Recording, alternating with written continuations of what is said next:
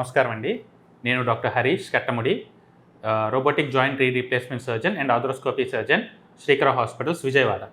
ఈరోజు నేను మీ ముందుకి రోబోటిక్ జాయింట్ నీ రీప్లేస్మెంట్ గురించి మీకున్న డౌట్స్ కానీ ఇవి క్లారిఫై చేయడానికి వచ్చాను. అసలు మనం నీ రీప్లేస్మెంట్ ఎప్పుడు చేస్తాం, రోబోటిక్ ఎందుకు చేయించుకోవాలి, దాని గురించి మీకు అవగాహన కల్పించడానికి నేను ఇప్పుడు ఈ వీడియో చేశాను. నీ రీప్లేస్మెంట్ అనేది యూజువల్గా మనం 60 ఇయర్స్ పైబడ్డ వాళ్ళకి చేస్తాము.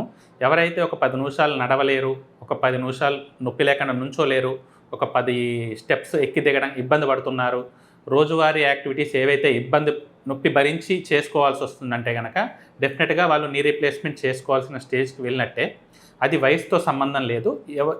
ఎవరైతే ఇబ్బందులు పడుతున్నారో వాళ్ళు ఆ సర్జరీ చేసుకోవాలి, కంపల్సరీ అది చేసుకోవాలి.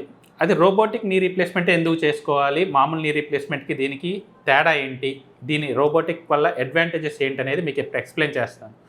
యూజువల్గా మనం నీ రీప్లేస్మెంట్ చేసినప్పుడు ఏదైతే మన లోపల జాయింట్ లోపల ఉండే ఎముక అరిగిపోతుంది, లోపల ఉండే గుజ్జు అరిగిపోయి ఆ కింద ఉండే ఎముక ఎక్స్పోజ్ అయిపోతుంది.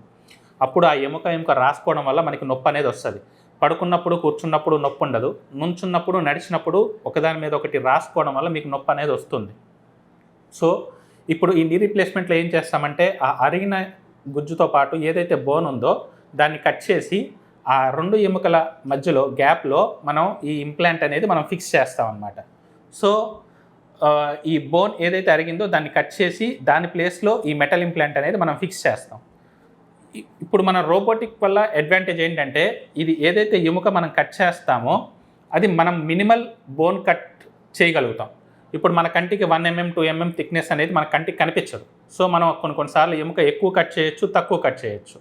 సో ఈ రోబోటిక్లో ఏమవుతుందంటే కరెక్ట్గా ఎంతైతే మనం ఎముక కట్ చేయాలో అది మనల్ని గైడ్ చేస్తుంది. సో దాన్ని బట్టి మనం అంతే ఎముక కట్ చేయగలుగుతాం. సో దానివల్ల మనకి న్యాచురల్ బోన్ ఏదైతే ఉందో మనం దాన్ని ఉంచుకోగలుగుతాం డ్యామేజ్ చేయకుండా. అదొకటి దీని అడ్వాంటేజ్. ఇంకొకటి ఏంటంటే ఇది మనం లోపల ఈ ఇంప్లాంట్ అమరుస్తాం కదా బోన్కి, అమర్చినప్పుడు కొన్నిసార్లు ఇది కొంచెం బయటకు ఉండొచ్చు, కొంచెం లోపలికి ఉండొచ్చు. ఆ 1-2 degrees యాంగులేషన్ అనేది మనకు కనిపించదు. సో రోబోటిక్లో ఏంటంటే ఆ 1-2 degrees యాంగులేషన్ కూడా కరెక్ట్గా మనల్ని ప్రిసైజ్గా చెప్తుంది. సో దానివల్ల ఈ ఇంప్లాంట్ అనేది పెట్టేది కరెక్ట్ పొజిషన్లో పెట్టగలుగుతాము. దానివల్ల ఆ వెయిట్ అనేది కరెక్ట్గా వెళ్తుంది. పైనుంచి కిందకి వెయిట్ కరెక్ట్గా వెళ్ళడం వల్ల దీని లైఫ్ అనేది పెరుగుద్ది. సో ఈ 2 రోబోటిక్ వచ్చేసరికి మెయిన్ అడ్వాంటేజెస్. అది కాకుండా దీనివల్ల ఇంకా అడ్వాంటేజెస్ ఏంటంటే ఈ ఎముకతో పాటు మనకి జాయింట్లో చుట్టూ కండరాలు ఉంటాయి. సో కొన్నిసార్లు మనం ఈ బోన్ కట్ చేసేటప్పుడు ఆ బ్లేడ్ అనేది కొన్నిసార్లు కండరాలకి తగిలి అవి డ్యామేజ్ అవ్వడానికి ఛాన్స్ ఉంటాయి. రోబోటిక్లో అడ్వాంటేజ్ ఏంటంటే ఏదైతే మనం దీంట్లో మ్యాప్ చేస్తామో అది వరకే కట్ అవుతుంది. వేరే ఎక్స్ట్రా బోన్ కట్ అవ్వడం కానీ చుట్టూ ఉండే కండరాలు డ్యామేజ్ అవ్వడం కానీ జరగదు. అదొకటి అడ్వాంటేజ్. దానివల్ల ఏమవుతుంది, బ్లడ్ లాస్ తక్కువ ఉంటుంది. సో టిష్యూ డ్యామేజ్ తక్కువ ఉంటుంది. దానివల్ల పేషెంట్ హీలింగ్ అనేది ఫాస్ట్ ఉంటుంది. సో ఆబ్వియస్గా రికవరీ ఫాస్ట్ ఉంటుంది. ఇంకొకటి మనం పోస్ట్ సర్జరీ ఫిజియోథెరపీ చేయాలి. సో మనకి నొప్పి ఎక్కువ ఉంటే మనం ఫిజియోథెరపీ చేయడానికి ముందుకు రాము. అదే నొప్పి తక్కువ ఉంటే మనమే ఫిజియోథెరపీ చేసుకోవడానికి ఇంట్రెస్ట్ చూపిస్తాం.